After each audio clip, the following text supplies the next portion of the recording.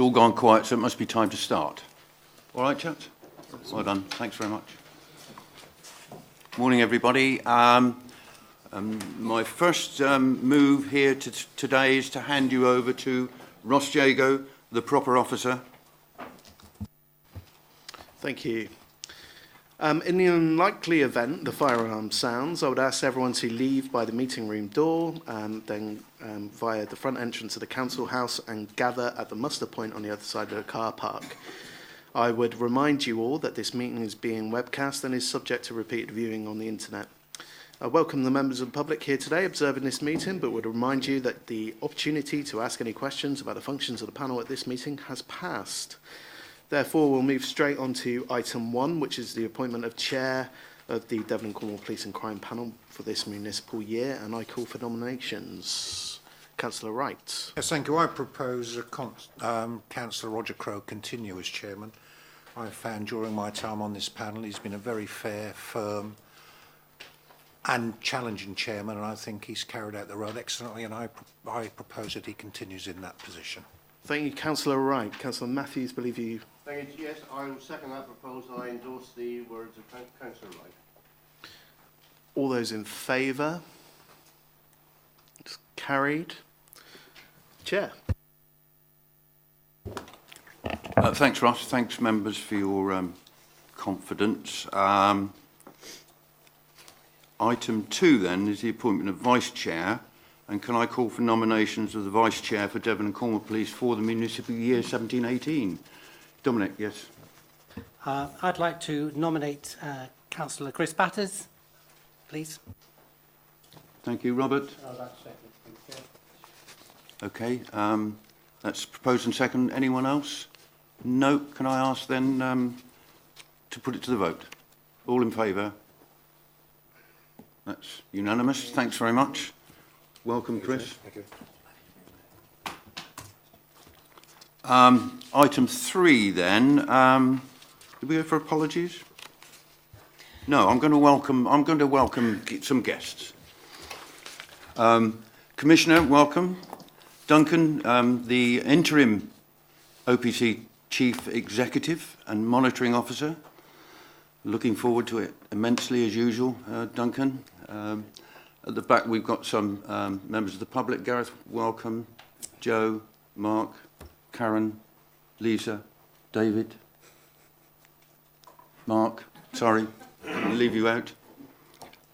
So welcome to the meeting. Now, can I ask for apologies? Lynn, please. Thank you, Chair. We have several apologies today. We have apologies from Councillors Philippa Davey, James Nelhams, Rule, Sanders, Sutton and Wingate. And we also have 3 substitutes today who are Councillors Brimbo, Sam Davey and Fairman. Thanks, Lynn. So welcome new members and substitutes for today. As a result of some membership changes, I would record a vote of thanks to previous members for their commitment and contribution, namely Councillors Boundy, Brown, Martin, Molson, Toms and Watson, and of course Yvonne Atkinson, who was the independent member for Devon and now is an elected councillor on Devon County Council. So we'll be looking for a new independent person from Devon, and I think we've already had some expressions of interest. That will come to the panel at some later stage. Item 4 then are declarations of interest. I ask any panel members to make any declarations of interest. 4 is minutes. 4 is minutes. 4 is minutes, is it? Yeah. Oh, right. I'll cock this one up then. Thank you for your confidence again. Our fault. It's a technical term. It's a technical term, and I'm not going to blame the officers. Not at this stage, anyway. I will carry on with that. Actually, I will ask for declarations of interest as it happens. Robert, yes. Yes, I'd like to say on item 7, I have a non-pecuniary interest. Okay, so that's personal interest. So please stay with us. Any further declarations of interest? No, thanks very much. Now move on to item 4, which is really item 5. Minutes of the meeting, which seems an awful long time ago away now, but it was on the 3rd of February, so I've got the minutes of the 3rd of February. I will take them page by page and ask for anyone to put forward. These are for accuracy. Points for discussion should all be on the agenda. So, page 1. Page 2, page 3, page 4, 5, 6, 7, 8, page 9. Okay. Can I now sign them? All in favour, please show. Can I, at a true record? Yep. Okay, that's a majority. Recognise that some of you weren't here last time. Have I got? No, I've got to sign this somehow. Yep. Okay.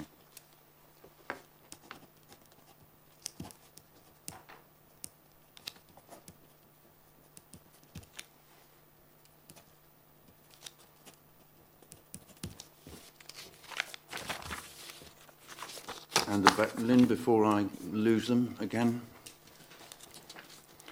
Item 6 then, public questions. Ross, are there any questions from members of the public? Not today, Chair. There are none. Okay, we move on to item 7 then, with confirmation hearing. It says hearings on the agenda, but it's hearing because the treasurer or the proposed treasurer is actually in America. So I thought the panel would want to ask her face-to-face rather than a telephone call. So I have postponed that particular one. So we can consider the Commissioner's selection of the Deputy Police and Crime Commissioner. The way I want to do it, I'll just invite the Commissioner for 5 minutes for her reasonings and the deliberations. Then you are at liberty to ask the Commissioner questions. And then I will ask, no, in fact, I think probably unless there is a burning question, what we'll do is to take 5 minutes from the Commissioner and then ask for the Deputy or the proposed Deputy to come forward and give him 5 minutes. And then the panel is at liberty to ask questions. Is that okay? Good, okay. So, Commissioner, please, your reasonings, deliberations, whatever. Are you on? Yeah, is this on? Press the right-hand button, I think. That's the one. Got it? It's on, okay. You're on. We love the technical issues. This is one of the reasons why the Treasurer is not coming before you today, because it would have had to have been done through technical means. And we thought it'd be better if you meet them face to face. So apologies for that one. Let's just go through and start to the Deputy. Nice to see new faces here today, and welcome. And I appreciate your questions and challenge around the work that I do. In terms of this appointment of a Deputy Police and Crime Commissioner, there are a number of things that I'm going to outline, and you will hear from Mark himself. So now more than ever, policing needs strong leadership in my view. The Police and Crime Plan that I published earlier this year in January sets out an ambitious programme of work across Devon, Cornwall and the Isles of Scilly that I am determined to deliver. The Chief Constable is leading Devon and Cornwall Police well, and delivering an effective alliance with Dorset, which we are getting ever closer with. By 2020, you must remember that 50% of our services are going to be shared with Dorset, and we're well on our way to that at the moment. One of the also reasons is that Dorset has a Deputy Police and Crime Commissioner, as well as over half of around the other Police and Crime Commissioners around the country. and we want to help work better with Dorset, and this is one part that it will play. As the Police and Crime Commissioner, I am the only elected representative with responsibility spanning Devon, Cornwall and the Isles of Scilly. It brings with it real opportunities to work collectively, and I've worked very well with members of the panel within their own communities and within your challenge here. And the thing around where we want to do really well is in the best interests of our communities. It is a big task at the moment. We are working, as I've said, more with Dorset. We are working more and leading within the region. And there are national programmes that this force alone is leading, along with myself, on modern slavery. And it's starting to take our time, not being in the community as much as I'd like. The Police and Crime Panel will be aware that I've been considering the appointment of a Deputy Police and Crime Commissioner for some time now. The first 12 months of my office have been listening to communities, producing the Police and Crime Plan, preparing a budget and supporting the Chief Constable to maximise resources that we can for our communities. I've now realised that we actually need to have stronger leadership here because I need to spend some more time in London. We've had a police funding formula that we don't know has been stopped or is still going. My office has been very much closely aligned to it because if you remember, the previous commissioner put a stop to the previous funding formula because the office found a technical issue that was wrong. We are now in the process of another one, and I can tell you now we've worked really hard to get across the issues of rural areas. I know we're in Plymouth today, which is a high urban area, but the rural challenges we face and offering policing resources to those rural areas, as you will know as elected representatives for some of those, the other resources aren't there either. Health are withdrawing, other resources are withdrawing. So I've now concluded that I do need a deputy to help me lead through this time. I'm proposing that the Police and Crime Panel question and challenge my view on the appointment of Mark Kingscote, who will speak with you shortly. I have every confidence that Mark is the right person for the role. I have a track record of working with him in communities and making a difference, and I think that is one of the fundamental reasons why I think Mark is the right person. He's a strong individual who will represent our communities well. He's committed to building safe, resilient and connected communities.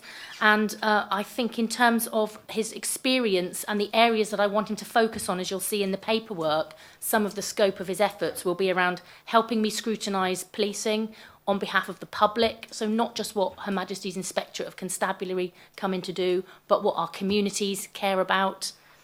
In terms of mental ill health, I'm really absolutely clear that the challenges that our police force are facing often are reflective of our community's issues, which are around mental ill health. We don't want to have more in our custody suites. We want to ensure that they have enough support so that we don't need a policing response on some of these individuals. And Mark has a track record for years of working in the NHS as a mental health frontline worker with vast amount of experience to bring to the fore on that.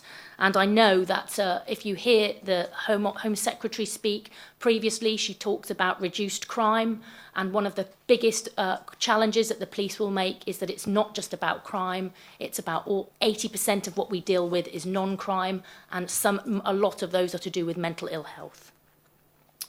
I particularly have a responsibility for estates, and Mark's experience in terms of understanding planning applications and how land can be redeveloped is really key to support me in that role.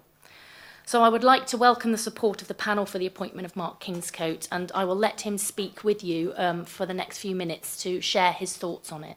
Thank you. Thank you, Commissioner. Any burning questions before I ask? No, hold your fire, panel members. Mr. Kingscote, please come forward. Welcome.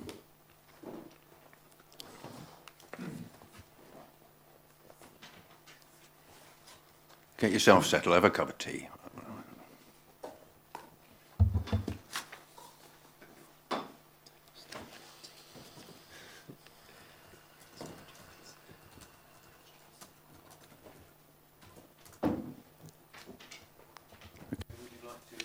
Would you like to address the panel? Good morning, Mr. Chairman and panel members. Thank you for inviting me to this confirmation hearing. I thought it would be useful if I spoke a little bit about my background and how that will help and support the role as Deputy Police and Crime Commissioner. Feel free to speak whatever you want to in the next 5 minutes. It might take a little bit more than 5 minutes, and I do apologise if I run over slightly, but I just thought it would be helpful if I go into a little bit of detail. I was honoured to be asked by Alison Hernandez to consider becoming Deputy Police and Crime Commissioner for Devon, Cornwall and Isles of Scilly. I thought long and hard before I made my decision, and I am confident that I have the skills, experience, passion and commitment needed to serve our communities. The Commissioner's Police and Crime Plan presents an ambitious programme of work for the next few years, and I have much to contribute. I will work with the Commissioner and the Chief Constable to ensure we connect the public and policing, prevent and deter crime, protect people at risk of abuse, support victims and get the best out of our police. These are the 5 Police and Crime Plan priorities: safe, resilient and connected communities. Our policing area is vast, the largest in England, with over 1.7 million people across the rural, coastal and urban area. We face the same challenges as other parts of the country: deprivation, mental illness, drugs and terrorism. In a complex partner landscape with 3 unitary authorities, 8 district councils and 18 MPs. If appointed as Deputy PCC, I will help the Commissioner to deliver for the people of Devon, Cornwall and the Isles of Scilly. I will serve with enthusiasm and with energy and will provide robust challenge and scrutiny. The Deputy PCC role has 5 main areas of focus. Although I will support the Commissioner more broadly, I have much to learn in the world of policing, but my skills and personal qualities ably equip me to do the job. Number 1, leading on scrutiny. As Deputy PCC, I will draw upon my many years as a local councillor and as a member of Torbay Council Scrutiny Committee to provide robust, focused scrutiny of our policing service. I will act as a critical friend to get the best out of our policing on behalf of the public. I am a proven leader in such settings, a fact highlighted by a recent external peer review of Torbay Council on planning, where they highlighted that I bring strong, robust and clear leadership as chairman of the Planning Committee. What are the skills that equip me for effective scrutiny and policing? Being fair but firm, being independently minded and collaborative and open to new ideas. I am quick to grasp complex topics and identify critical issues and risks. I am a constructive person who looks at solutions, not problems. I am a sound communicator. I ask succinct and insightful questions. I am politically aware, but I am also independently minded. Number 2, driving policing, partnership and scrutiny on mental health and sexual offences. I have worked in the mental health and the NHS setting for many years. I understand the challenges posed by mental ill health and experience of working with people who are extremely vulnerable. I have seen firsthand the devastating impact on young lives of men and women of cannabis use and the dangerous substances formerly known as legal highs. Drugs like these have a long and lasting negative impact on their families and friendship groups, leading to greater isolation in the community and further problems. The link between mental health and violence within the family must be addressed, ensuring that people are encouraged to seek help and support when they do. We must also work together to ensure that veterans and those serving in Her Majesty's Armed Forces are supported. Mental ill health impacts on policing in so many ways. People may be more likely to commit a crime or more vulnerable to becoming a victim. I will work closely with key organisations, including the armed forces, on the important topic of mental health. We all have a shared responsibility. As well as the devastating impact on individuals, the cost to society of mental ill health is huge. It is estimated at around £105 billion a year, roughly the entire annual budget of the NHS. As Deputy PCC, I will drive forward our work on the sensitive and vitally important issues of mental ill health and sexual offences. I will work with partners to develop solutions and challenge actions and inactions as needed. My leadership skills, my understanding of the challenges faced by vulnerable people, and my constructive approach to challenge and scrutinise will help the Commissioner to drive forward progress under the Police and Crime Plan. On mental ill health, we must shift the focus into prevention, not just managing incidents when a person reaches crisis point. On sexual offences, we must ensure and support the services and make sure victims are timely and have a high quality when it comes to criminal justice system and are quicker and more caring. Number 3, overseeing the strategic direction of police estates. As Deputy PCC, I will draw upon my many years' experience in planning. I have sat on the planning committee for the past 9 years, 6 years as chairman. I have steered the progress of multi-million-pound investment, and my skills have been recognised through external review, which cited my strong and focused leadership. It is a challenging time for the police estate, as we seek to use the estate better to help us connect with the public and invest in the multi-million-pound custody and criminal justice hub in Exeter. Number 4, stewardship of police ethics and equality and diversity. I will draw upon my personal and professional experience to lead for the Commissioner in areas of ethics and conduct. The public must be able to have confidence that their police force is professional, fair, and approachable. On equality and diversity, I will lead with passion. I wish to make it absolutely clear that bullying and hate crimes are totally unacceptable in a civilised society and will not be tolerated in Devon and Cornwall. I want to enhance our engagement with all our diverse communities, and I look forward to building relationships and working together to develop solutions. Number 5, community engagement. I have many years' experience as an elected councillor working with local residents to understand their needs and concerns, and then driving forward action. I regularly survey and consult my constituents, and I will take a similar approach in this role. We need to engage with people in a way that works for them and gives them confidence that we are listening and understand.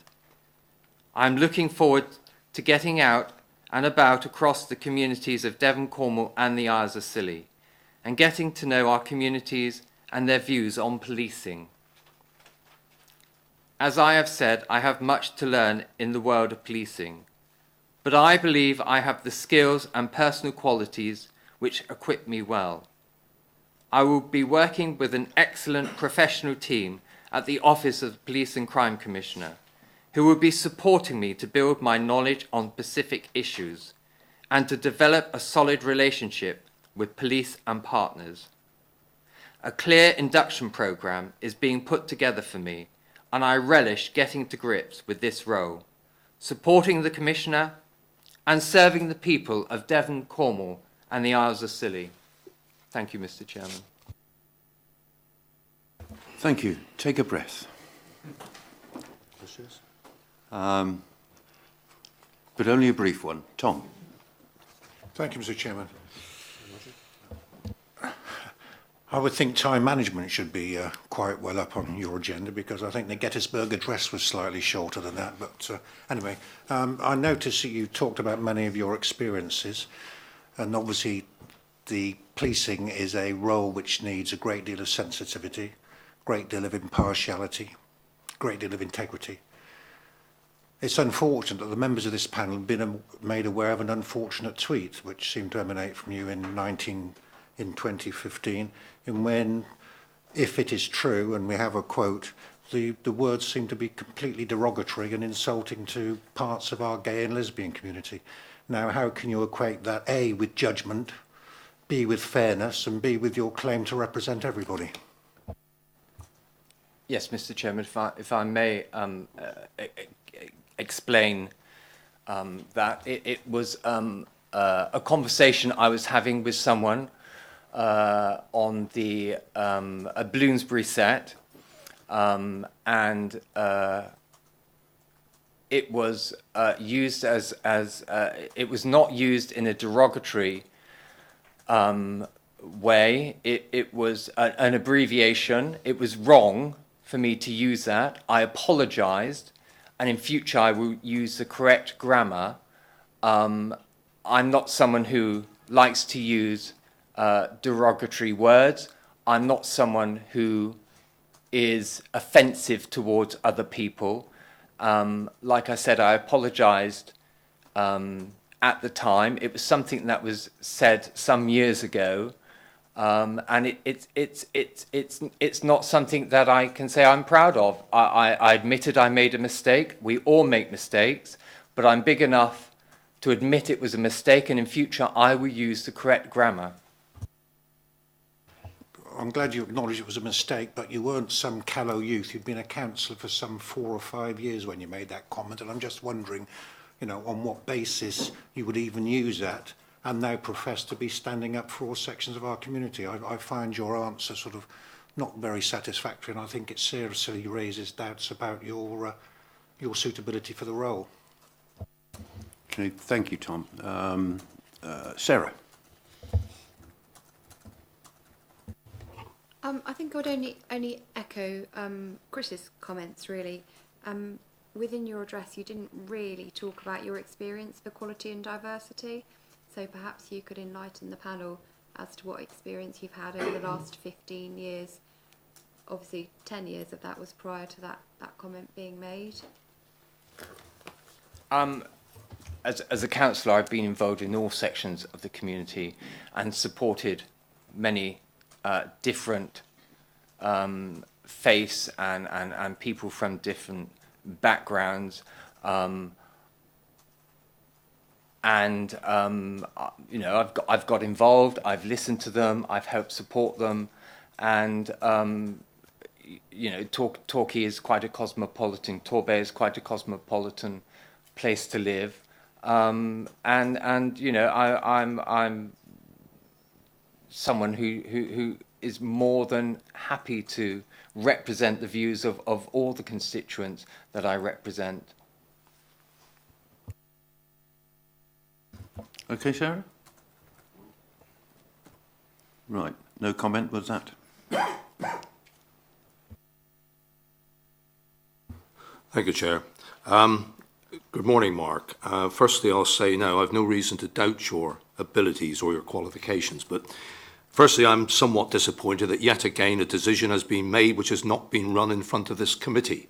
It would have been nice for this panel, who are supposed to be overseeing things connected with your office, were not in the slightest way considered in this application. Yes, we were given so many days to reply to this, but we've never met you face to face. And I must agree with Tom's comments on your introduction of yourself. The fact is, you're here today being sold to us by the PCC, whichever way you look at it. We don't know you, we've never met you. First thing, small point that crosses my mind is that you're a full-time councillor, I believe you are, in Devon, in Torbay. Is that correct? You're a full-time councillor? I'm a councillor on Torbay Borough Council. Well, the first thing that crosses my mind as a full-time councillor at Cornwall Council is how on earth would I accept a 37-hour week working for the OPC for £30,000 annual salary? So I would ask you that point. And the second point is, what additions will there be to your salary, which the PCC is itching to get back at me on that, I can see that. So we'll have your chance in a moment, Alison. And whichever way you look at it, when you read the information that Alison, the Commissioner, has sent out to us, there's no way anyone would read that without considering the question is bound to be asked, this smacks of nepotism. This smacks of nepotism. The fact is, this is the Devon and Cornwall Police Crime Commissioner's office, and yet we are both, the Commissioner and the Deputy, are huddled in one small corner in Torbay. So where's the balance? But those are a couple of questions I would put to you. Okay, Commissioner. Well, why can't the Deputy? I'm sure he's capable of, Commissioner. Because it's my decision. Well, the first one was about his salary. First of all, you asked me how I will be able to carry out my duties as a councillor. I will be able to carry out those the same way I'm carrying out them at the moment. I'm going from full-time employment in the NHS to full-time employment as Deputy Police and Crime Commissioner. I've always supported more men and women under the age of 60 becoming councillors. And I have to say that Exeter City Council is really leading that. I think over 50% of their councillors are under the age of 60. With all due respect, that wasn't part of my question. You asked how I could manage doing both. I'm not concerned with other questions. I'm just interested in how you can balance 37 hours to a 30,000 salary and be a councillor as well. That seems quite a low salary compared with other PCC deputies, for instance. Well, the salary has been set by the police commissioner. You know, I had no say in that whatsoever. But if you're asking how I can balance working as a councillor and the PCC, it's exactly the same. I'm going from the NHS, which is in the public sector, to the Deputy Police and Crime Commissioner, again in the public sector, and I will balance my duties as I always have done. I'm sure you're aware the Local Government Act 1996, Section 50, ensures that members who carry out public duties are entitled to have time off. I've never abused that. I've always used annual leave, a mixture of annual leave and time owing, so it didn't impact on my paid employment to carry out my public duties. And I would wish to do the same in the role as Deputy PCC. Okay. All right, Chris. I think Commissioner should answer the one on, what was it, nepotism, wasn't it? Wonderful word. A few things on this. In terms of, I'm not related to Mark in any way. I have no family relations to him. I have a track record of a working relationship with Mark in a political and community activist fashion. So the point is that this is an appointed position of somebody, and it is a highly political position, as stated in the Act. And that is why, as the Commissioner, I am allowed to appoint one. And the process for appointment is for you to scrutinise my choice and to make a recommendation to me at the end of that. And I will listen to your recommendation. If I may then, Commissioner, first of all, a couple of questions. Are we assured that you will continue to attend these panel meetings and not have your deputy attending in your chair? And secondly, you said yourself just now that you were looking forward to the panel questioning you and challenging your proposal to appoint Mark. But hasn't he already been appointed? So the answer to the two things is I will, of course, still be here to be attending the panel for you to scrutinise my decisions and to obviously support me, which is your other role as the panel. I will be happy as well to bring the deputy along, and I was even going to recommend that we have a deputy's report to you too, like I produce for you, as part of a way of starting to see how that will work. I haven't appointed him yet. He cannot be appointed until we have gone through this confirmation panel. And this is why it's been really challenging in the public domain to talk about the deputy, because there's been all this gossiping and rumouring, and I have been very respectful of the panel to not talk about it, to enable you to have the first challenge around some of these things. And so what I can say is he's not officially appointed until after this confirmation panel. You have made a recommendation and I have considered it. If I may briefly, Chair, so wouldn't it have been better practice to have perhaps brought this up to the panel before you brought it up into the public realm? Just to be clear, I didn't bring it up in the public realm. Somebody brought it up in the public realm, as you know what these things are like. And I've been trying to manage that message ever since, because I've tried not to share information in the public domain before you have seen it. I've been very respectful of the panel, in particular of this appointment. And it is concerning that it doesn't matter what I do, everybody seems to know about it before I've even thought it through myself. Such is public life, Commissioner. John. Thank you, Chairman. Following up from Chris's comments, I am really concerned about the time involved. We're all full-time councillors here. Some got part-time jobs, some haven't.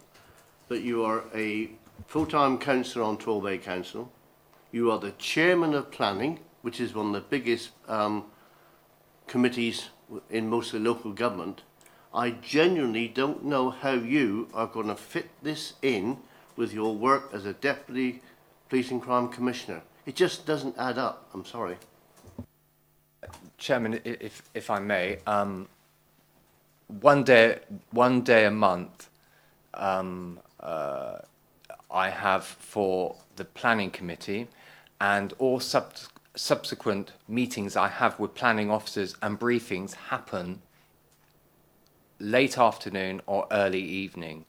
I'm very capable of juggling my time. We all lead busy lives as councillors, and I've been a councillor for some years now.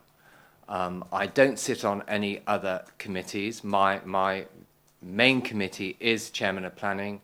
I've always been very focused on that, and like I said, in the NHS, I use up my time owing and annual leave to make sure I can carry out my public role as Chairman of Planning. I don't abuse time off for public duties, and I have a very good working relationship with my senior managers, and we work very well together.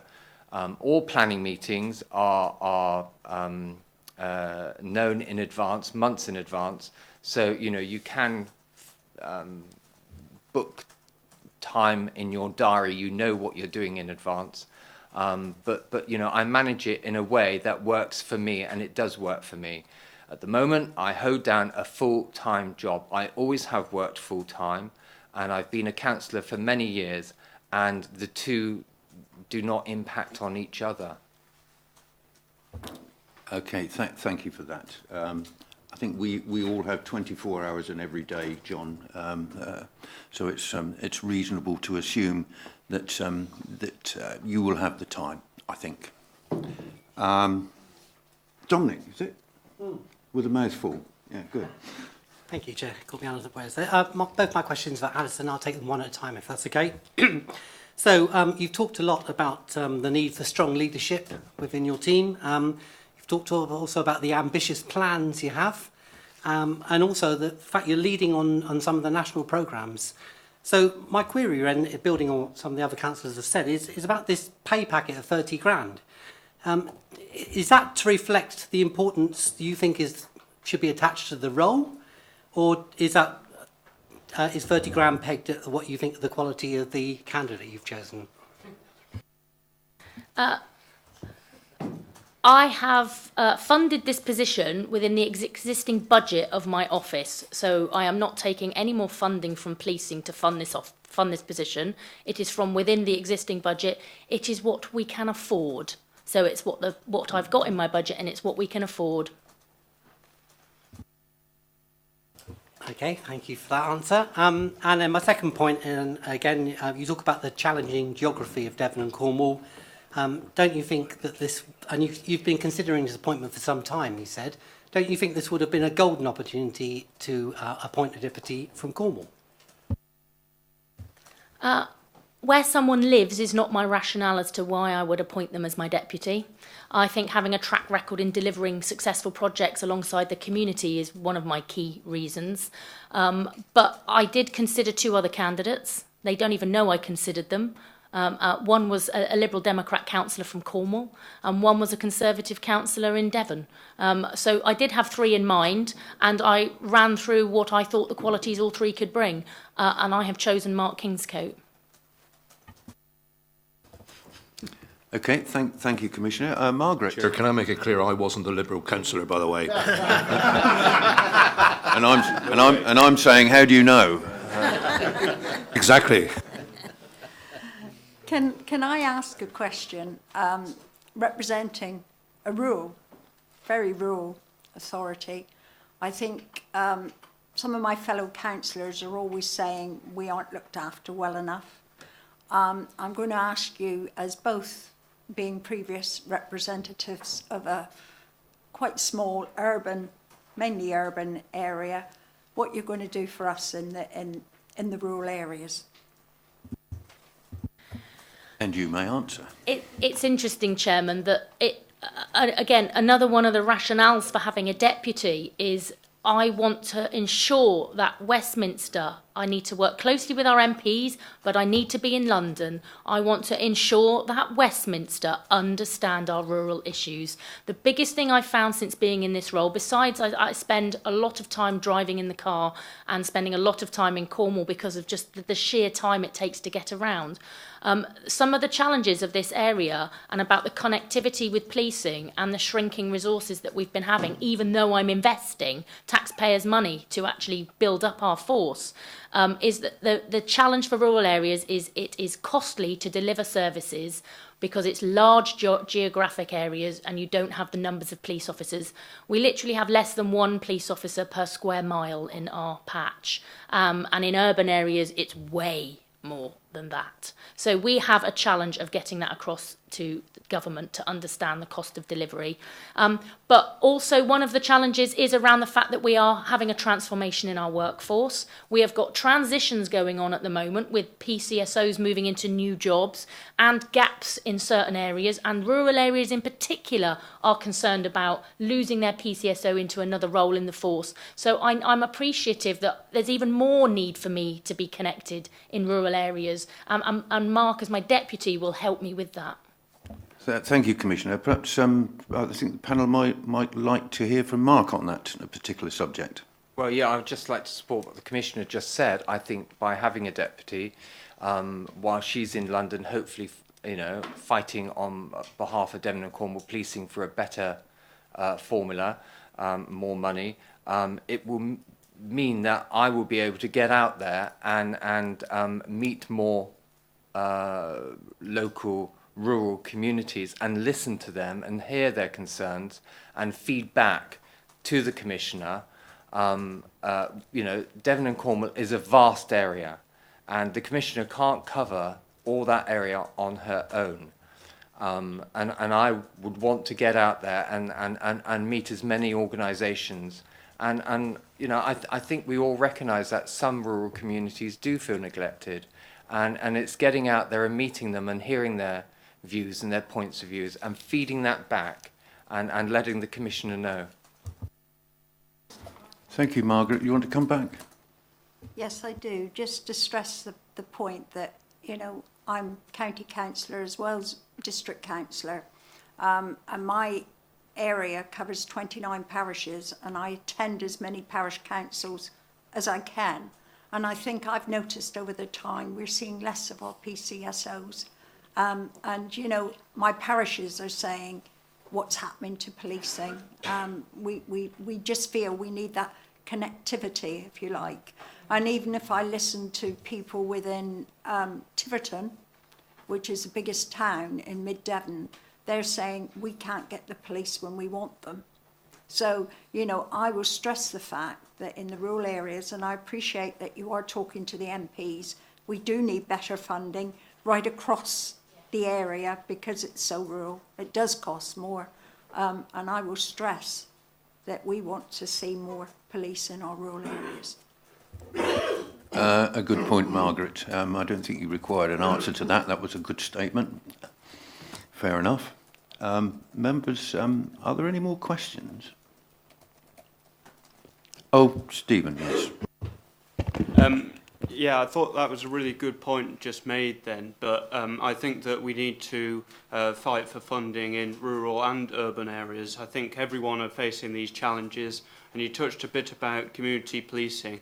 How do you plan to actually engage with communities that have perhaps lost their PCSOs and have had less police officers over the last few years? How do you plan to make sure that we help people in those communities that are suffering from that gap in the policing that they deserve? The Commissioner makes it very clear in her police and crime plan that she wants the police to be at the heart of every community. And I think we've got to encourage the police to be at the heart of communities, because that's how you find out intelligence and find out what's going on in those communities. And Councillor Squires mentioned about the community partnerships and meetings. I sit on community partnerships, and I think it's vital that the police do turn up and hear local residents' views. And I think it's a really important way that the police can connect with those communities. You know, that to have confidence in your police, you have to see, you know, and understand and know the face of the police. You know, it's no good being behind a desk at a police station. You have to be out there, and we have to encourage and find better ways to get the police out in our communities. Okay, members. Doesn't look as if there are any other questions. You have a choice, members. We can put this to a vote now, here, or we'll take 10 minutes to go into a private session to discuss it further, because recognising the fact that there are personal issues involved in this, so I wouldn't want that to be in the public domain. What's the choice? Tom? Well, Mr. Chairman, a number of concerns have been expressed which I think we need to be able to discuss frankly and openly, probably quite robustly, and I think it would be more appropriate if that was in a private session. So you're going to propose that, I propose it Tom? in a Yeah, private okay. session. Philip? Yeah, I'd like to second that. I think it will Okay. allow for much further A discussion. number of seconders. Thank you.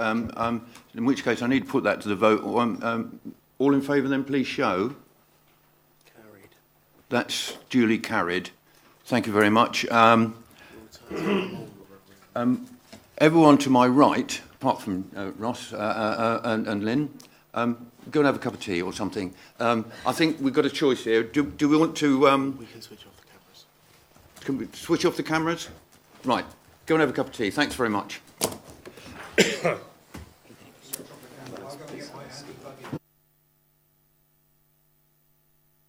Are we okay? Go. Welcome back, members. Commissioner Mark, Duncan. I have to say the panel have agreed that, sadly, in the panel's view, the candidate does not meet the minimum requirements of the post. In accordance with Schedule 1, paragraph 10(4) of the Police and Social Responsibility Act, the panel recommends that the candidate should not be appointed. A separate letter outlining the panel's concerns will be provided to the Office of the Police and Crime Commissioner on the next working day after this meeting. Thank you.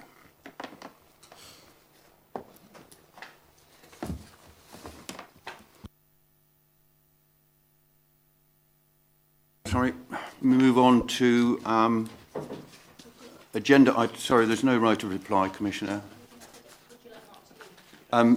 If he wishes, he may move to the back or he can go out of the room, but you can stay in the room if you wish. Chairman, the point of order, should we not move back into part A? Take it that we already have, John.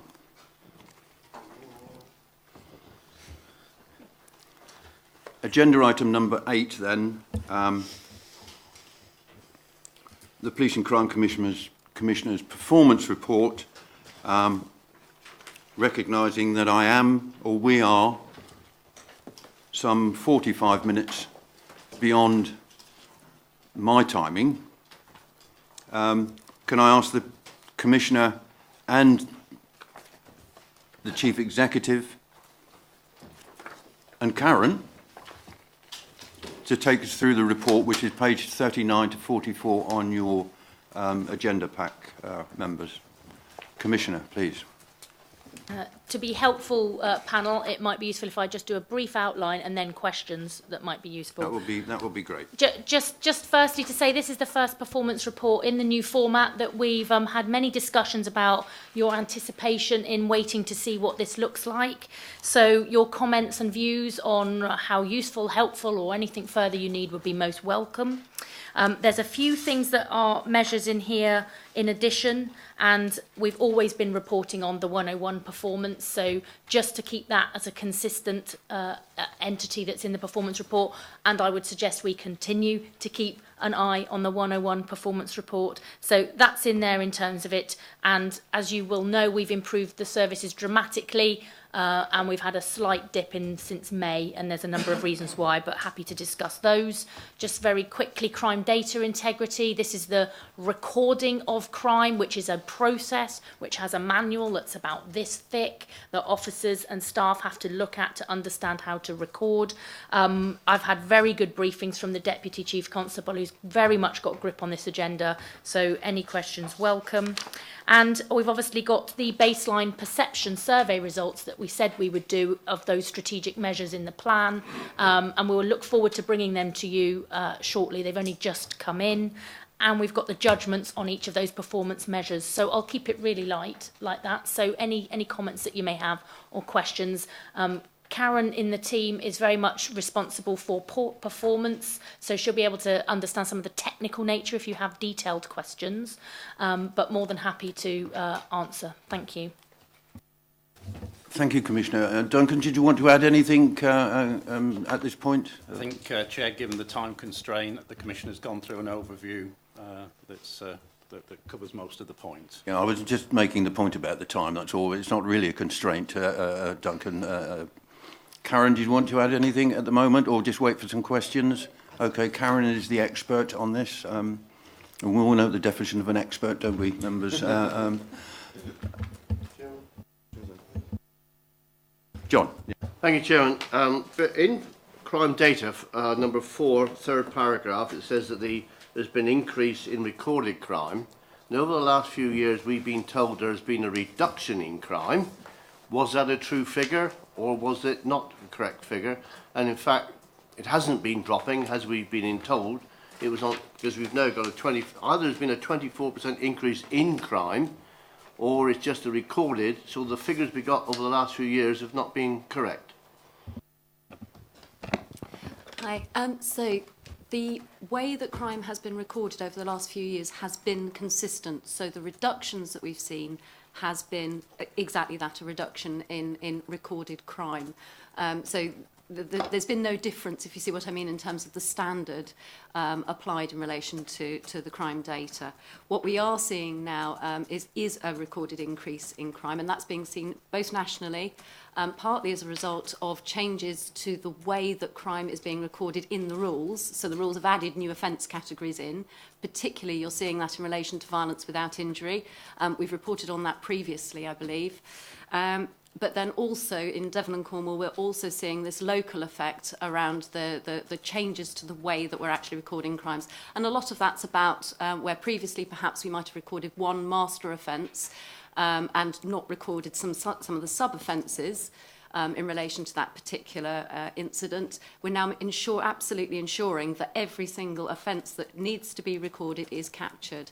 Now, that's where we're moving towards. There is an audit that will be happening over the next couple of months that will actually formally look at that using exactly the same methodology that Her Majesty's Inspectorate used when they did their inspection, and hopefully we'll be able to report back over the next few months on some of the results and some of that's a more formal acknowledgement of the progress that's being made.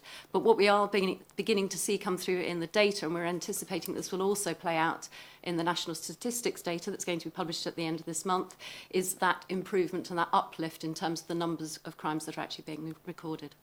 Supplementary, Chair, if I may. We're saying that it's a recorded crime. Now we're talking about the actual crime. Was there a reduction in actual crime, as we were told over the last few years, or was that falsified for whatever reason, by mistakes or by, we'll say for whatever reason?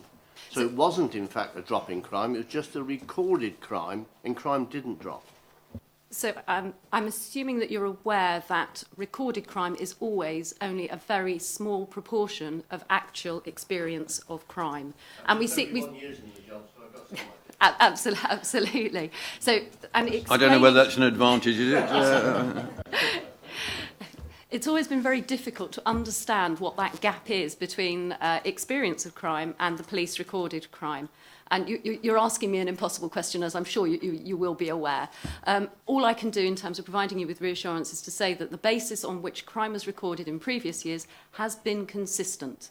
And therefore, where we've been reporting a reduction, that has been a real reduction reflective of experience, but not equivalent to. Does that make sense?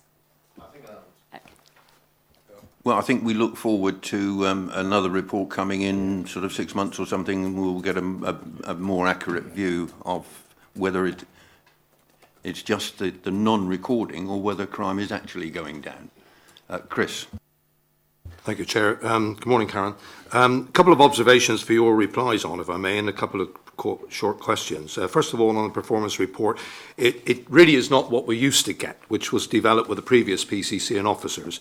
And the question is now asked, is it sufficient, comparable to what we used to get? Secondly, it doesn't match the indicators that certainly Safer Cornwall Partnership measure performance by.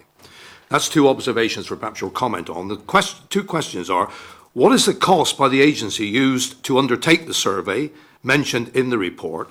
And a question that I personally have asked before at previous panels, why is the sample so small? And how does this reflect the population of Devon and Cornwall? 800 residents, 1.7, I think it's 1.7 million residents in the two counties. And we have 800, which may well turn out to be 200 in Exeter, 200 in Plymouth, 200 in Cornwall, and the rest scattered. So that's it for your answers, please. In terms of the first part of the... yes, okay. Just in terms of the first part of the question there, what we are trying to do here is to get the data into something which is handleable for easy review, to be honest, by this committee. So we are trying to put the main points forward in a very succinct way, so that's why it looks slightly different here. What I would say is, as well, we are interested in feedback from the panel as to whether this covers the areas that you want it to cover, and would want to improve it if the panel think they want to see other statistics in here. So that is the case. And it also aligns us with the new police and crime plan refresh as well. So the difference between the previous commissioner and this commissioner is in a different police and crime plan, and it is more victim-centred as a set of performance indicators than the previous set were. So very much a piece of work in progress, but happy to take comments on what we would like to see in addition as well. The other technical points. So first of all, in terms of the way that the report's developing, we are trying to develop a much more public-facing version of it as well, which will actually be much more accessible, using, for example, iconographs to actually display the data much more effectively, so that it's much more accessible to the public. And again, we will run that past the panel for your views. We would very much welcome your input into that as it goes forward. In terms of the survey questions that you asked, the survey has cost us £14,000 to run. In terms of how we selected the supplier for that survey, we first of all went to the Force survey team, and they were unable to resource it, unfortunately, because they have so many different calls on their time at this point in time. We then went out to using the national procurement framework We invited expressions of interest from 12 suppliers. 3 provided us with expressions of interest. One we felt was not methodologically robust enough to actually pursue. The other 2 were actually both equally excellent. There was a £4,000 price difference, and we went with the cheaper of the 2. So that's how we ended up actually procuring that survey. In terms of the sample size, the sample that we've used is robust and is statistically robust. So. Thank you. Tom. Thank you, Mr. Chairman. I was a senior detective for many years, and my performance was mainly measured by how many crimes I cleared up. Do we have any intention of giving that? I know it's subject to very creative accounting, or it used to be. He knows what I'm talking. And I'm just wondering if there is an intention to sort of let us know how effective our detection forces are in clearing up crime. It's the creative accounting bit that bothers me. So both the Home Office and the National Audit Office have been very clear that we needed, this was a number of years ago, and you'll recall we've had several conversations in this room about this, that we needed to move away from those sorts of measures, partly because it does drive perverse incentive, exactly as you say. For that reason, we are very clear that we are not going back to those days. So. Robert. Thank you.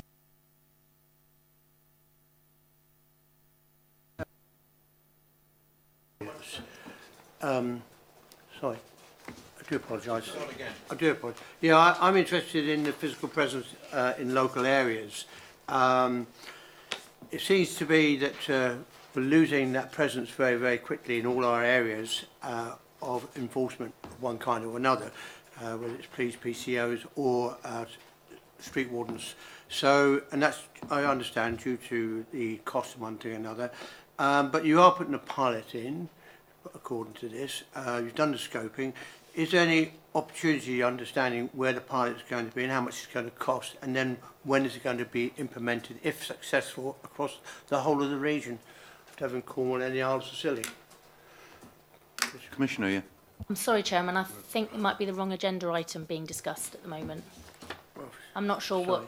We're on the performance report. Item 4 is crime data integrity. Item 8, it comes under.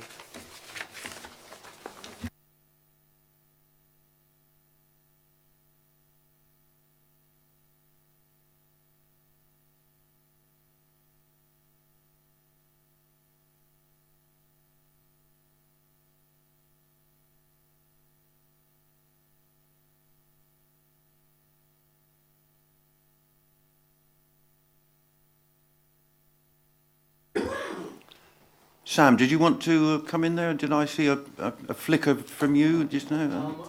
It's going to fall between 2 stools. I was going to ask it now. Oh, yeah, go on. Microphone then, sir. Put your mic on then. Yeah, it's about the sexual assault referral centres. At the moment, there's a consultation going on with the NHS, and apparently the current proposals are such that I think it's only Truro, Exeter would have a SARC, and in Plymouth there'd be an acute service one, which would only be opened when referred to. Given the importance of sexual assault victims being able to self-refer to a provider, sometimes outside of the normal routes of criminal justice or the health services. Could you give me a sort of your view on the current proposals and what response you're preparing to give to those proposals, please? So sexual advice referral centres, I'm trying to be helpful for those who are not in the room to know what this is. So and they're called SARCs, and it was actually highlighted through Broadchurch, the TV programme, for people to understand what a SARC is. It's where some of the forensic evidence is taken and also support for the victim in terms of a range of other matters that is there. I think the thing for us in terms of the changes that the NHS England are consulting on at the moment, I'm really cited on the fact that we talk about self-referral to SARCs, yet they're in undisclosed locations and Plymouth is in a gated community. So if you wanted to be as difficult as you wanted to be for actually enabling someone to self-refer, I think Plymouth is the example of that. So we've got a real challenge of how we could do things better. At the moment, I'm really keen because I've been approached by Plymouth City councillors around their concerns of the change that may happen in Plymouth from a separate SARC to one that may be contained within the hospital. And we had a meeting, I can't remember whether it was this Monday or it's next Monday, but we did invite councillors to be involved in the SARC board where that discussion could take place. I'm particularly concerned about paediatrics in Cornwall, and I know the Chief Constable is as well, because at the moment that service is not provided for children. But if you've got particular views, Councillor Davey, I'd be more than happy to feed that into the process. The issue for me is, and I had this when we advertised the independent sexual violence advisors for children and young people, how on earth do you promote self-referral to an undisclosed location? How do you promote that? And I think we have some work to do on it. Thank you, Commissioner. Any further comments or questions, members? No. Can I just ask then the report is noted, please? Thank you very much. Agenda item number 9, Police and Crime Plan. And Commissioner, you want to highlight some matters within the plan? I'm sure the members have read anyway, so just highlight something. Thanks very much. So again, panel, this is the first format of this report that you've received and again been waiting for, because it helps you ask me questions about how well or not we're delivering on particular items within the police and crime plan. One of the things that's really key, I think, that's helpful is in Appendix, I will get to it, in Appendix B, and you can see lots of arrows and lots of boxes, but actually it helps set out some of the governance arrangements with delivery of the police and crime plan. And I hope you're pleased to see that we did not forget that the police and crime panel is part of a reporting stage within that, so you are recognised there. A few things that I will highlight to you. Some of the things that have been happening already you will be fully aware of because some of you are actively engaged in it. We've got the launch of the CCTV strategy and the £200,000 capital fund to support local authorities, and we've had many expressions of interest around that. It's been a very good, engaging process, so thank you for those of you that have been involved in it.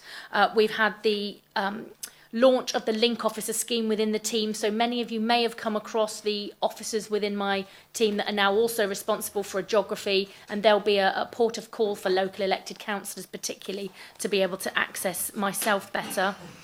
We've published the force service standards, and we've got some more work to do on that, but the force service standards are why and how and the way in which we deliver service to the public. It was quite an interesting process to get to the point of publishing them by the end of March. They're available on the force website, and we expect to enhance that further, where we've got things around service standards of contacting the police, providing feedback to victims and witnesses, information about local policing team and policing priorities, and I expect to move to having some service standards around if you're a suspect, because the Police and Crime Act, which affects bail conditions, how long we would expect somebody to not know how long they might be under investigation. I think we need to start putting some service standards in so that there's some clarity with deadlines, so that's something for one to watch. And then if you've got any questions, hopefully the update gives you a feel of where we're up to, but as you can see, a couple of big things.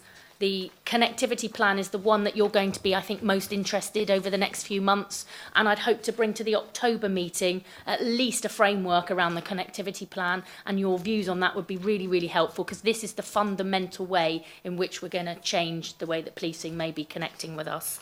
And then also, just to really explicitly state about the modern slavery, we've mentioned it earlier, but the Chief Constable and I are leading nationally on behalf of the 43 police forces on the response to modern slavery.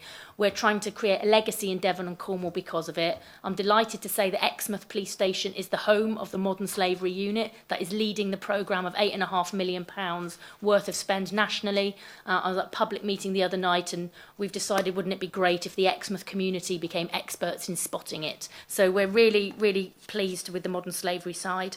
And finally, just as a little update, the work with our emergency service service colleagues, the Memorandum of Understanding with the Fire Service, I'd like to just highlight a project to you that we've delivered in the region. This is across the whole region with 5 police forces. How many fire services is it? Cornwall, Devon and Somerset, Avon, a range of fire services, and also the ambulance service. It's called Collapsed Behind Closed Doors.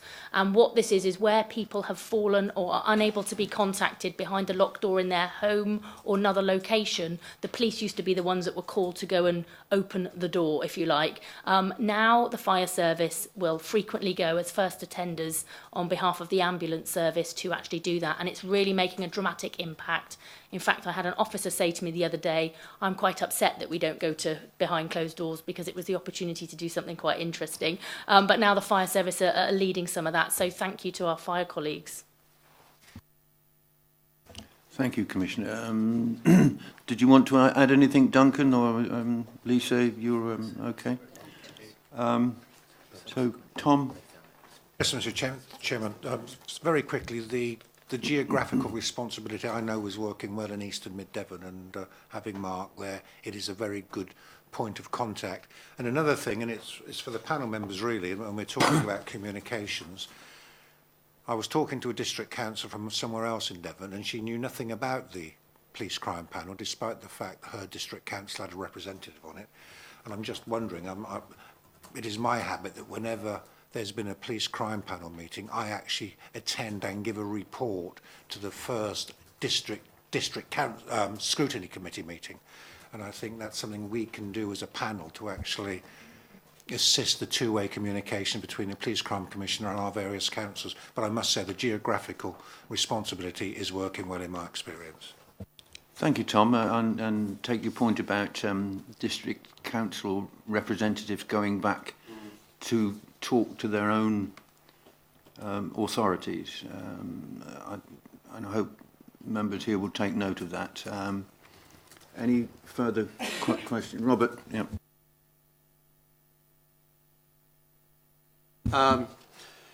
Number 3, well done. I wait to see that roll out.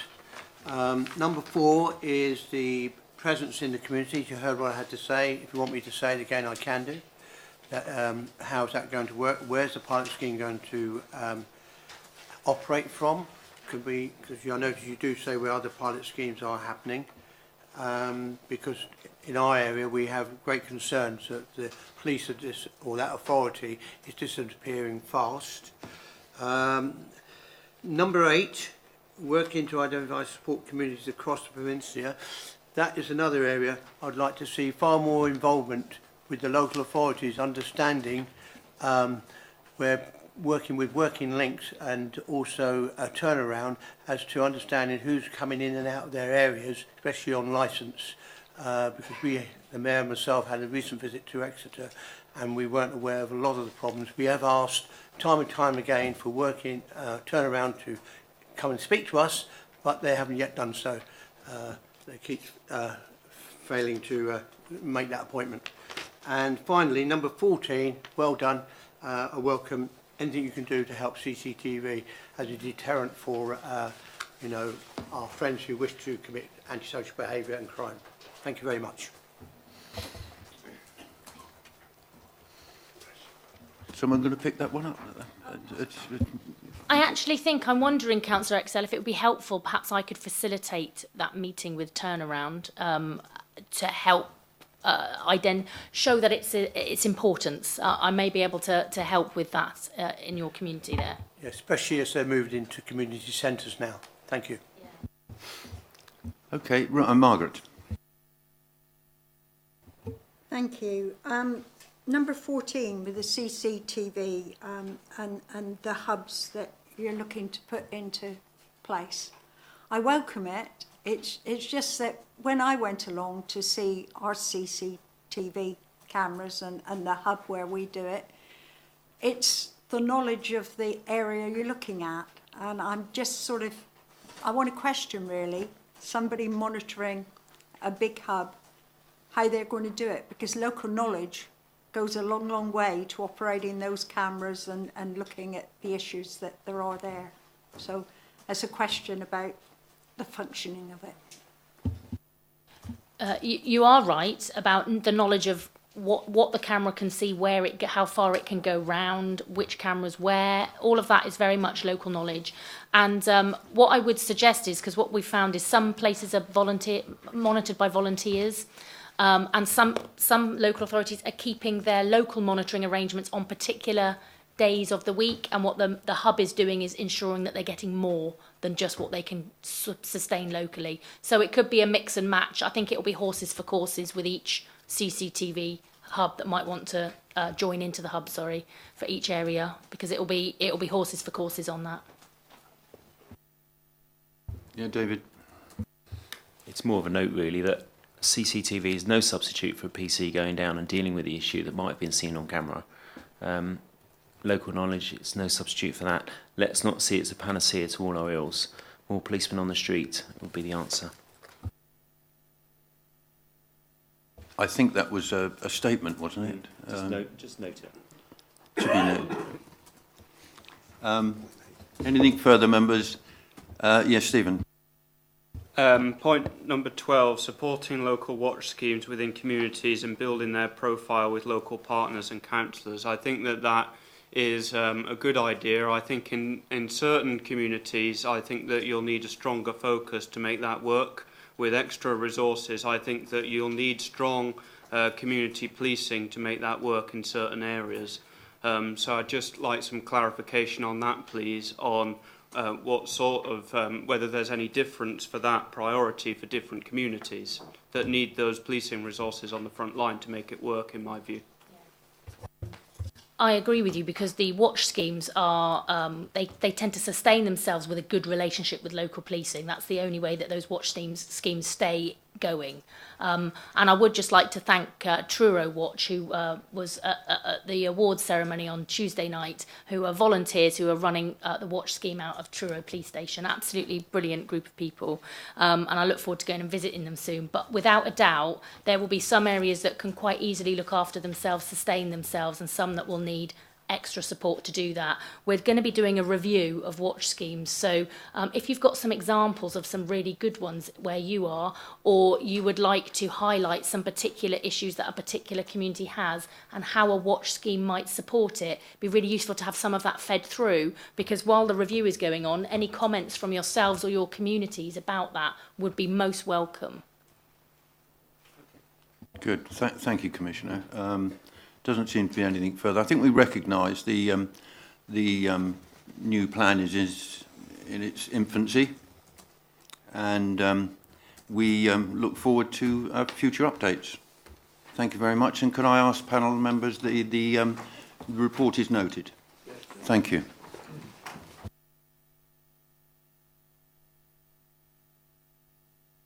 Agenda item number 10. We're catching up. Can I ask the Commissioner to take the panel through the report on pages 59 to 74, please?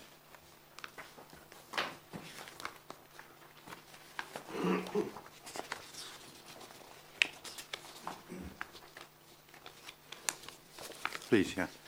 So this is the update report, so you get a flavour of either policy developments, and I think you've said this is a really useful update that could be shared wider. Obviously you've read it, you know the things in there. There's some detail about a particular project that I think you're going to be interested in, which is Project Genesis, because it's all about local policing and how that works going forward. I will highlight just a couple of bits for you. The Pathfinder Delayed Charge Scheme, if you remember, we're the second force in the country doing that. Durham is the first. We're the first actually doing it that's victim-led, so victims get a say in how this works in terms with the offender. And one of the issues that we found in the first few that we've had coming through to deal with is we've had a lot of women offenders that we've been having to challenge the behaviour of. And already, just in early comments from the manager from this service, has been saying that this victim offender mix that is there, because they're finding that the women have been victims of abuse and such like in terms of when they've come through the door. So I think it's going to be really interesting to see what we actually get through that scheme, and is definitely one to watch. And if any of you wanted to come and visit or see or come and understand it better, please let me know. The second one, I think that's quite important, I've mentioned Project Genesis. Your community safety partnerships are starting to get cited on this. So what I would suggest to you as a panel member, please ensure you're engaged with your community safety partnership. I know some of you may be chairmen and women of it, or just a member of those panels. Please ensure that you're cited on Project Genesis. It is the neighbourhood team review. So this is where PCSOs, your local neighbourhood team leaders, your local neighbourhood beat managers are looking at how we run neighbourhood policing. So it's a real opportunity for you to be involved. And finally, I will just mention we have some appointments coming before you. We've had the deputy today, and we'll have chief executive and treasurer coming. I just wanted to let you know a positive thing is that 62 applicants for the chief executive position, which is for a position of that level to have that many applicants, and they were many high quality. So I look forward to bringing the final selected candidate before you shortly. Good. Thank you, Commissioner. Members, any comments? Any questions? Speaking personally, I found this very useful. Thank you very much for it. There's a lot in it. But I think it's a positive report. Thank you very much. And members, can I ask the report is noted, please? Thank you. Now we come to agenda item number 11. And, sorry. Oh, yeah, okay. So can I ask the Chief Executive to whistle through what he's got there before we move on to another item that isn't actually on the agenda?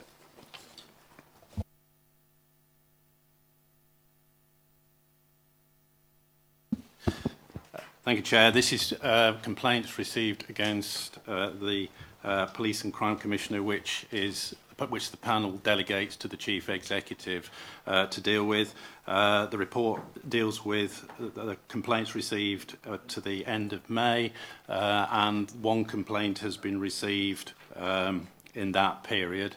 What we have done is looked at that complaint and made recommendations to the panel, and we now await the panel's response to that recommendation. Thank you, Chair. Sorry, thank you, Duncan. Take a break for a minute.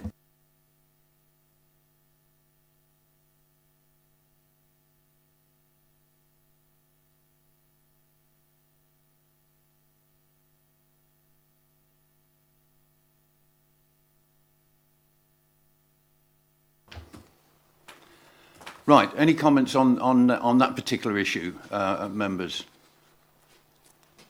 Thank you. Actually received a request from Plymouth City Council. Where is it?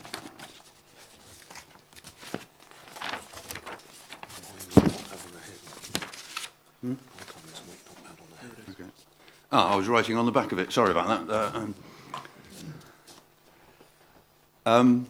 And it regards the a motion of no confidence, Commissioner, where Plymouth City Council is extremely alarmed at the recent comments from the Commissioner about licensed firearm owners being allowed to act during terrorist incidents. I won't read out the whole of the thing, but you know and get the gist of it, Commissioner. I'm asked to propose a vote of no confidence. I have no intention of doing so, but of course this is open to panel members. But first of all, can I ask for your comments on that particular issue? And I'll be brief, Chairman, because the reality is I do not believe in vigilantism. It's absolutely clear that I have stated on a number of occasions that that is not what I believe in. It was a last caller at the end of a radio phone-in, and I think things got carried away, and I spoke to the BBC afterwards. I've issued statements to be clear about what I believe in, and I believe in the police's view, which is run, hide and tell if a terrorist incident happened. So I apologise if anyone felt that I had a different view.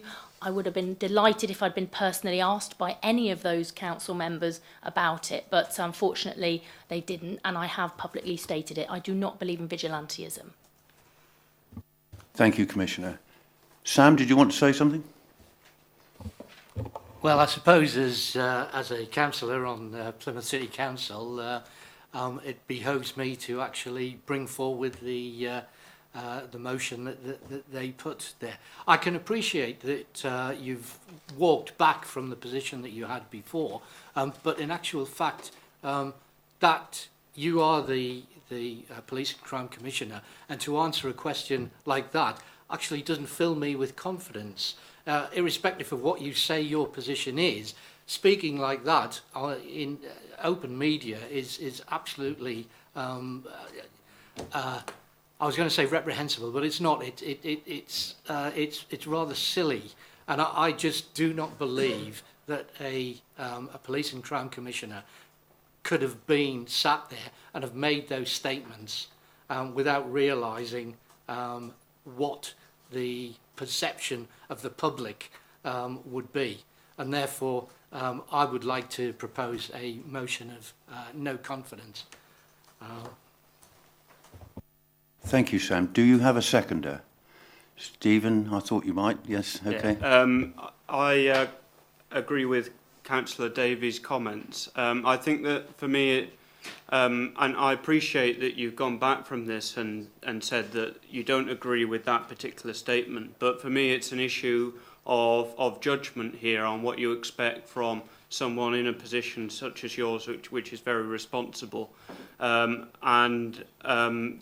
I agree with the motion that was passed at Plymouth City Council on Monday, and I'll second this motion of no confidence. Thank you. I think what needs to be done is the fact that Councillor Davies should formalise his proposal. I just wanted to make sure I did have a seconder before committing myself. Okay, motion of no confidence in the Police and Crime Commissioner. In light of the Commissioner's ill-judged comments on radio on the 12th of June concerning the possible use of guns by members of the public in response to terrorist activity, this panel no longer has confidence in her competence to represent the people of Devon, Cornwall and the Scilly Isles the Isles of Scilly in this role. Thank you. Thank you, Sam. I'm open for debate, members. Does anyone want to speak on this? On the motion. On the motion, don't forget. Tom. As you know, Mr. Chairman, I heard that radio broadcast, or in fact parts of it, and I actually did send you an email, and I thought the comments were, shall I say, ill-advised, but there was always the proviso at the end that the Police Crime Commissioner would consider it and refer that proposal, that suggestion, to the Chief Constable. And I never felt there was any great expression that the Commissioner was proposing that we had hordes of farmers coming over the hills in Wellies armed with shotguns. There is a common law situation that if someone is faced with a violent crime where life is endangered, any person has a right to exercise reasonable force to meet that threat.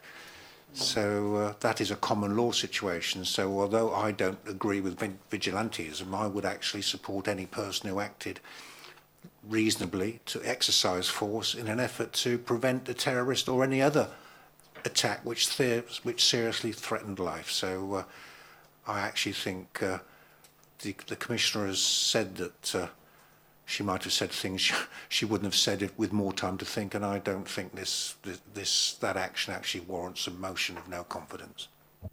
Thank you, Tom. Chris, and then Philip. Thank you, Chair. Commissioner, I think someone of your standing and someone with your political background and experience, I was somewhat amazed at the way you answered the question at the time. There's some doubt as to its content, etc. But for someone who is so politically switched on from your past experiences, I'm amazed that you didn't take the political stance of stepping to one side and just going around the outside, the edges of it, rather than give the statement that you did, because it's still running in Cornwall for 5 weeks, sort of thing. And surely, you know, in hindsight, you have to agree that if this was happening tomorrow, in hindsight, you would simply say, thank you for your suggestion, Mrs. So-and-so from Bude. I will take this up with the Chief Constable, who is the head of operations. Full stop. And today this would not have reared its ugly head. I mean, surely someone of your standing could have sidestepped the issue politically, like we are all able to do when the time's right.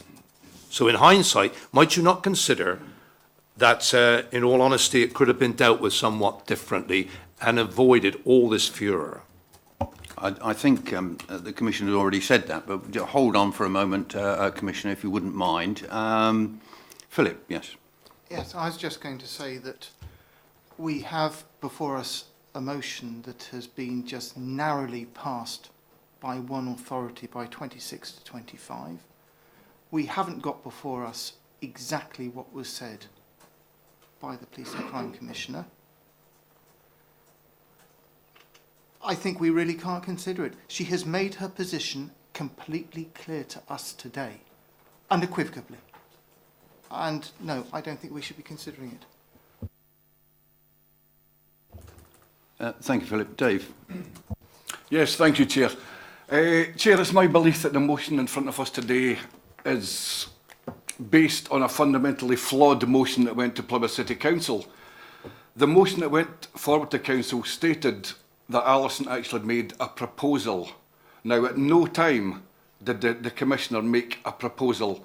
So the motion in front of Plymouth City Council was fundamentally flawed in the first place. It tends to make today's motion somewhat irrelevant. Thank you, Dave. Sam, yes. Can I just allow anybody else just to come in before you say it? Anyone else want to make any comments? Dominic, yep. Thank you. So, as a farmer with a licensed shotgun and with some military training, that, you know, and I have heard the interview, it was ill-judged at the time, but I don't think that's a reason to support this motion. I think any recourse that the public might want to have to politicians should always come at the ballot box. Any further before I get Sam? Sam, please come in. Yeah, I thank Councillor Downey for his comments. I seem to remember at the meeting he did suggest that we bring this motion, that this was the proper place for it to come. So I thank him for that advice and have brought it along. People are saying it was narrowly passed. Fair enough, it was still passed in a Tory and UKIP administration. We put a motion of no confidence, and that was passed at that meeting. I can understand Roger is not prepared to sort of take that forward here, which is why I've done it myself. It's up to each member here to make their own decision on whether they have confidence in the Police and Crime Commissioner, and I know where I stand. Thank you. Thank you, Sam. Well, if we finish with that, then probably I'd like to go to the vote. Members, can I ask all those in favour of Councillor Davies' proposal of a motion of no confidence? Those in favour, please show. Thank you. Those against, please show. Thank you very much. I'm afraid that's been lost. Thank you, Commissioner. You got my piece. I want to do this now. I've got to go. Oh, okay. Yeah. David. I think he's run out of car parking time. We're nearly at an end anyway. Thanks for your input. Chris, you want to... Yes, if I may, please, Chair. You will notice I did not vote for no confidence in you. But what I'm about to say may not be pleasant listening, but it is connected with this episode plus other episodes. So as I say, it might not be pleasant listening, but at times, I believe you show very little respect or understanding is shown by you towards this scrutiny committee. Although you have us as a scrutiny committee, unbelievably, in my opinion, someone in their wisdom in 2012 decided that this committee would be part of your structure, but would not have any powers or teeth to hold you accountable for your actions, and that in your role as a PCC you would not be answerable or removed from your position unless a serious crime was committed. Now, forgive the phrase, but in fact they created a role of a dictator, which according to the Oxford Dictionary is a ruler who has complete power. But I hate to use the term dictator, as unfortunately history will show that every dictator has eventually fallen or has been replaced. So much flack has come from your first 13 months in office that I have to ask if you really appreciate the responsibility associated with your role. 12 months ago in this chamber, I said your knuckles should be rapped. And that was regarding political involvement with outside bodies, because your office should be non-political. Yet you ignored all concerns. And again recently, in the elections, we saw you ensuring one political party was shown favours over all others by your campaigning with them. I would like to propose that as the panel is in place to scrutinise the PCC, on behalf of the public, in order to help restore the public's confidence in you as a PCC, and I can assure you in Cornwall, it is somewhat concerning, an inquiry session should be held in 6 months' time where the panel will ask you a series of searching questions to ensure that the areas requiring improvement in relation to your behaviour and related performances, and indeed the public's perception of you and the confidence in you the confidence in you have been fully addressed. I would hope that this would help to satisfy Plymouth City Council, that the panel has listened to their concerns, and we've voted on that, so that has been defeated. But I do genuinely think a different approach could be made towards respecting this panel, making us aware of what may come out of your office. It happened a few times with Tony previously, and he was dragged over the coals for it. But I do believe that you should recognise the positivity this panel puts into supporting your office. And as such, there should be a little bit different approach by you towards it. Thank you, Chair. Thank you, Chris. I think that was from the heart, but it was an individual's feeling. I don't know whether you want to respond to that, Commissioner. I think you clearly do. And please do. I suppose the thing that's really important for me to say is how does all of this conversation help keep our communities safe? I am dumbfounded by the fact that every obstacle is put in my way in this position as Police and Crime Commissioner to try and protect victims, to try and tackle offending behaviour in an innovative way so that we have safer communities. And I'm quite dumbfounded by it, and it's very difficult for me to play a very straight bat when I can feel within this panel politics are being played out. So you're trying to hinder me from being political, and I was elected as a Conservative, whether you like it or not. That is what I am, and that is what the people have chosen.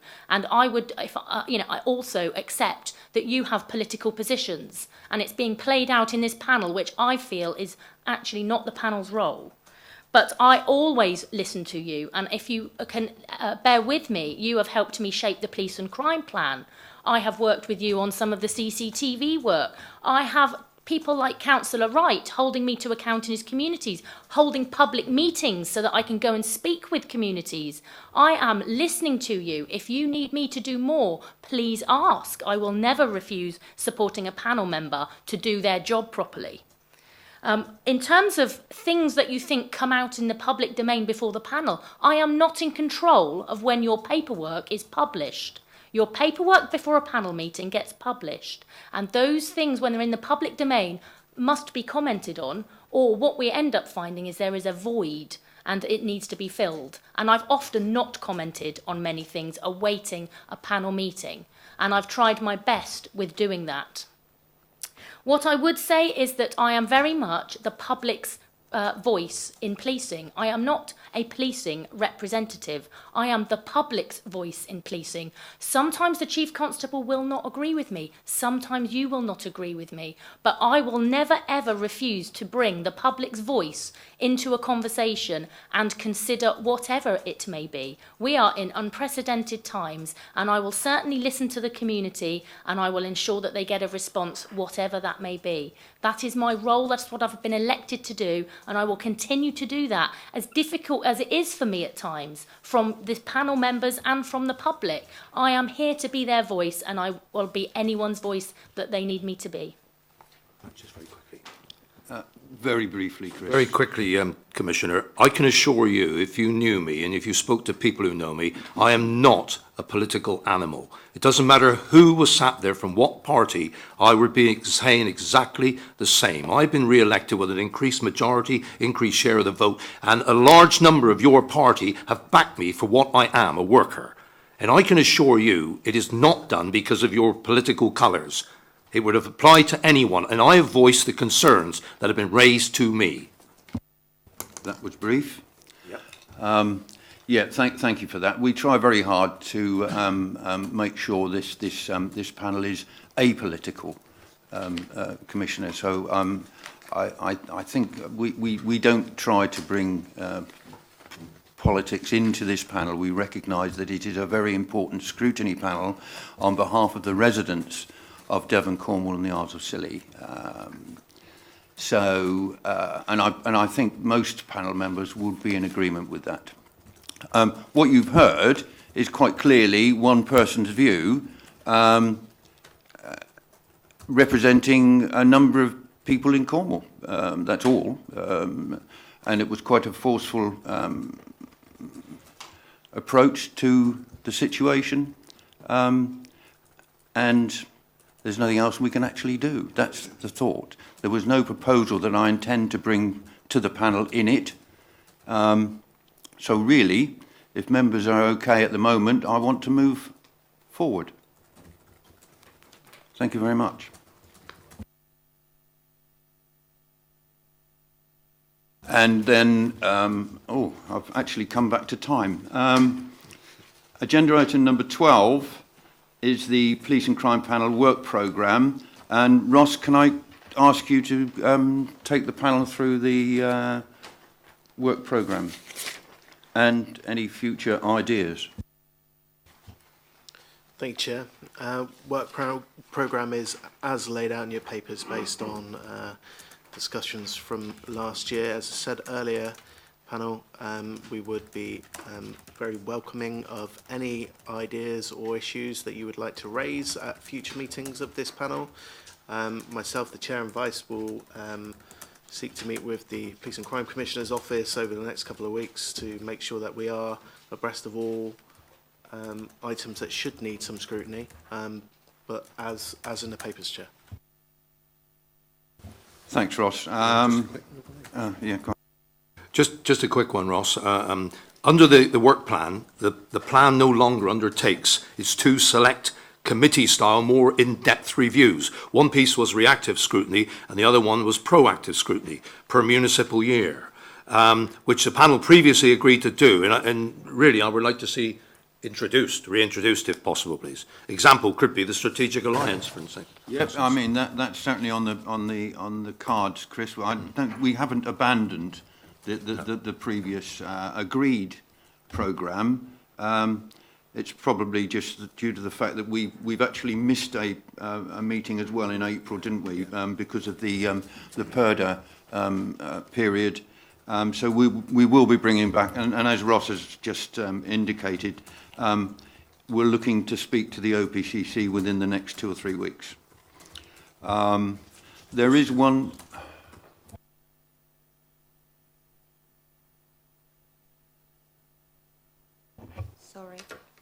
Can we get the connectivity plan on that? Yeah, Ross had made a note of that, so we can certainly add that in. There is one further thing. As far as the dates of the meeting is concerned, clearly we haven't taken the Treasurer post into any scrutiny today because she's in America and it didn't seem actually right to have a disembodied voice coming over the telephone line, and I thought that panel members would want to front up the proposed Treasurer.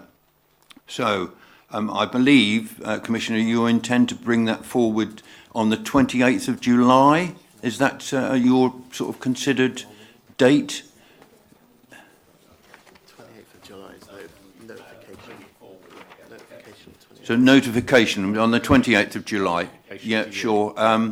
And that gives us then 21 days after that notification, members, in order to consider the position of Treasurer and I think the Chief Executive, the new Chief Executive as well. So what I'm saying is I think, I don't know whether we can, Ross, sort out a date today whilst everybody's here.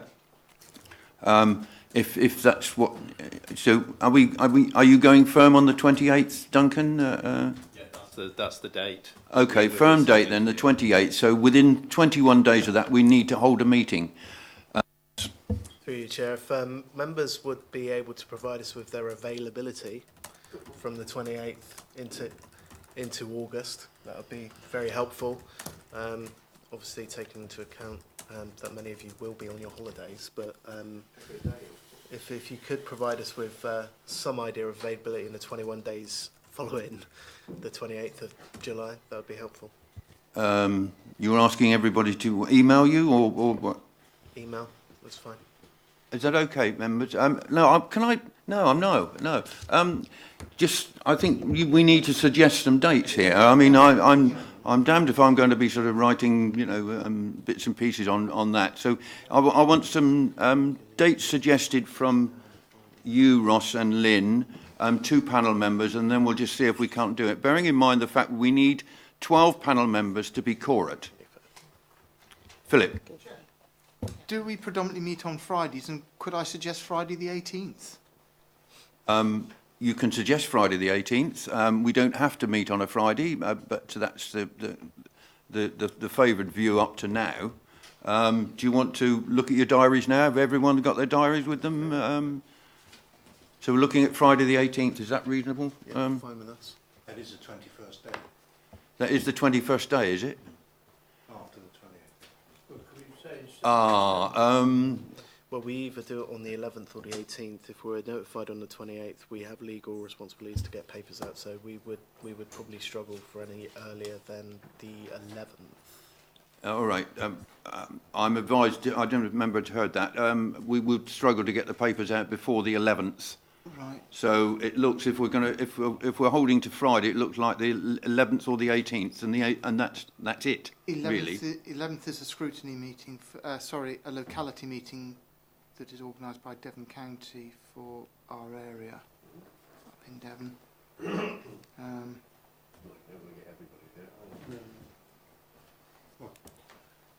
Mr. Chairman, can we have a show of hands for the 18th? Because if there's 12 of us, that's the answer.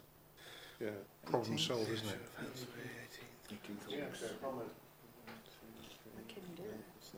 Let me find it. Excuse me, Commissioner, and everybody else. Tuesday the 18th? Friday the 18th. Friday the 18th of Friday the 18th, I'm okay. Can I have a show of hands? Have we got 12 there? Who can count around here? 2, 4, 5, 6. We haven't got 12. No, I won't. Oh, right, okay. You need 10. How many? You need 10. Do we? Half, yeah. Okay, I thought it was 12. How many do we have? Thursday the 17th.